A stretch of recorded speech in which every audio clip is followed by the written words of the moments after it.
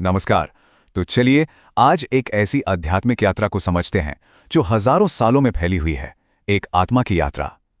ये एक ऐसी कहानी है जो समय के 4 अलग अलग युगों से होकर गुजरती है और शायद हमारे अपने अस्तित्व के बारे में भी कुछ गहरा बताती है। जरा सोचिए, क्या ऐसा हो सकता है कि 5000 साल की गिरावट को जो धीरे धीरे हुई है उसे सिर्फ 1 सेकंड में, बस 1 सेकंड में पलटा जा सके? सुनने में ये बात भले ही नामुमकिन लगे, लेकिन यही सवाल उस आध्यात्मिक सफर के बिल्कुल केंद्र में है जिसे हम आज समझने वाले हैं। तो इस पूरे सफर को समझने के लिए हम इसे 5 हिस्सों में देखेंगे। पहले बात करेंगे 5000 साल की सीढ़ी की, फिर अंधश्रद्धा की दुनिया को जानेंगे, उसके बाद पिता के आगमन को समझेंगे, फिर पवित्रता के लिए पढ़ाई पर नजर डालेंगे और आखिर में उस चमत्कार ही 1 सेकंड के लिफ्ट के बारे में जानेंगे। तो चलिए शुरू करते हैं पहले हिस्से से। 5000 साल की सीढ़ी, जो असल में नीचे, बहुत धीरे धीरे नीचे उतरने की एक कहानी है। इस लेख के मुताबिक समय का ये चक्र 5000 साल का है। इसकी शुरुआत होती है सतयुग से, जिसे स्वर्ण युग भी कहते हैं, जहां आत्माएं एकदम पवित्र, एकदम दैवीय होती हैं। फिर आता है त्रेता युग, जहां वो चमक थोड़ी सी कह सकते हैं कि फीकी पड़ने लगती है। द्वापर युग आते आते विकारों का अंधेरा दुनिया में फैलने लगता है और आखिर में हम पहुंचते हैं कलयुग में, जो अपवित्रता और दुख से भरा हुआ है। और यहीं पर सीढ़ी का जो ये आइडिया है वो बहुत जरूरी हो जाता है। कहा गया है कि आत्मा इन 5000 सालों में 84 जन्म लेती है और हर जन्म के साथ वो धीरे धीरे अपने दिव्य गुणों को खोती चली जाती है। कल्पना करके देखिए, जैसे कोई एक बहुत ही लंबी सीढ़ी से पायदान दर पायदान नीचे और नीचे उतरता जा रहा हो। तो जब आत्मा कलयुग में, मतलब सीढ़ी के सबसे निचले पायदान पर पहुंचती है, तो दुनिया कैसी दिखती है? ये वो समय है जिसे अंधश्रद्धा की दुनिया कहा गया है, अंधेरे में एक खोज। इस दौर में लेख 2 रास्तों में एक साफ फर्क दिखाता है। एक तरफ है भक्ति का मार्ग, जो अक्सर दुख, अंधश्रद्धा और बाहरी रीति रिवाजों से जुड़ जाता है, और वहीं दूसरी तरफ है ज्ञान का मार्ग, जो सीधे सुख, समझ और अंदर की पवित्रता की ओर ले जाने का दावा करता है। तो इस लेख के अनुसार ये अंधश्रद्धा असल में है क्या?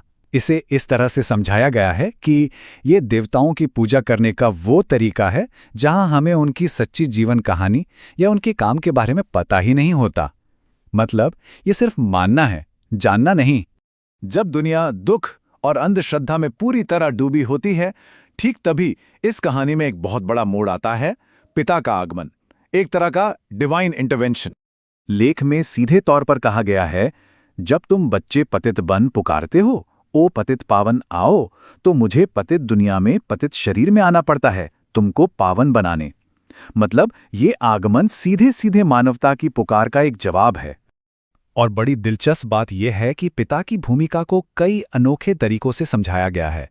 वो एक जादूगर हैं जो चमत्कार करते हैं, एक सौदागर हैं जो ज्ञान के रत्न देते हैं, एक धोबी हैं जो आत्माओं की मैल को साफ करते हैं, और यहां तक कि एक वकील भी हैं जो उन्हें रावण की जेल से छुड़ाते हैं। तो ठीक है, डिवाइन इंटरवेंशन हो गया, पर अब इसका समाधान क्या है? यही हमें हमारे अगले हिस्से की तरफ ले जाता है, पवित्रता के लिए पढ़ाई। कह सकते हैं कि ऊपर चढ़ने का पूरा सिलेबस। यहां एक बहुत ही गहरा विचार सामने आता है। तुमने आधा कल्प जिसकी भक्ति की है, वही बाप खुद तुम्हें पढ़ा रहे हैं। इस पढ़ाई से ही तुम देवी देवता बनते हो। मतलब भक्ति का जो ऑब्जेक्ट था, वो अब सीधे सीधे ज्ञान का सोर्स बन गया है। और ये पढ़ाई एक तरह का पूरा कोर्स है जिसके 4 मुख्य कदम हैं। पहला, ये एहसास करना कि हम शरीर नहीं, आत्मा हैं। दूसरा, लगातार पिता को याद करना। तीसरा, 5 विकारों, खासकर काम विकार पर जीत हासिल करना।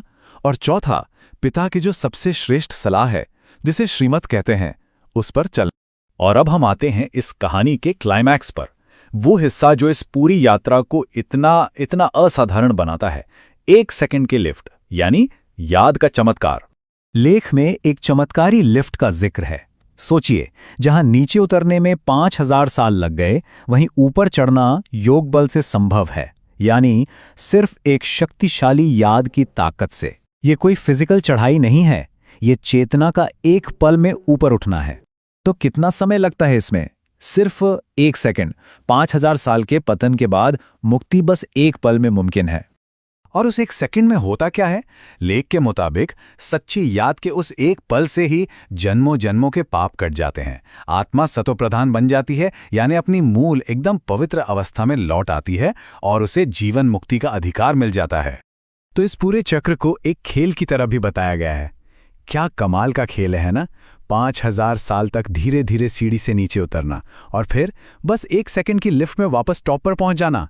ऐसा लगता है जैसे ये पूरा ब्रह्मांडीय नाटक इसी एक पल के लिए रचा गया हो। तो ये लेख हमारे सामने सीढ़ी से उतरने और लिफ्ट से चढ़ने का एक खेल रखता है। सोचने वाली बात यह है कि इस खेल के किस हिस्से में हम अभी हैं, उतरने वाले या चढ़ने वाले।